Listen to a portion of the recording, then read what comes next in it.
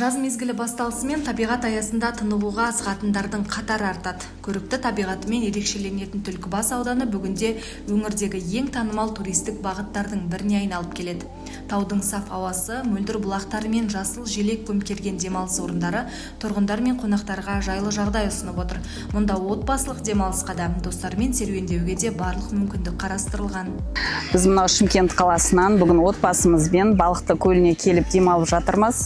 Бұл жердегі табиғат өте керемет, суын енді айта алмаймын.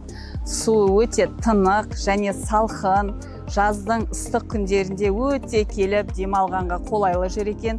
Соңғы жылдары аудандағы демалыс орындарының саны артып, қызмет көрсету сапасы да жақсарып келеді. Заманауи қонақ үйлер, коттедждер, балалар ойын алаңдары, бассейндер мен спорттық аймақтар келушілердің сұранысына сай жабдықталған.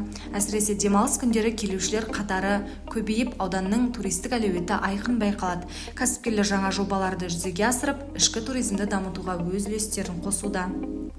Сайрам өгей мемлекеттік ұлттық табиғи паркі, Түлкібас филиалы, Балықты көл орман айналымы. Қазіргі таңда осы Балықты көлге демалушылар саны көптеп артуда. Ол себебі суымыздың таза, бұлақтың су болғандықтан келушілеріміз жақсы қазір. Осы оңтүстіктен Тараз, Шымкент қаласынан тағы басқа жақын төңіректерден келушілер көптеп келуде. Түлкібас табиғаттың көркін тамашалап, таза ауамен тыныстап, тыныштық пен сергектік сыйлайтын ерекше мекен. Сондықтан бұл өңір жыл сайын мыңдаған демалушының таңдауы болып келеді.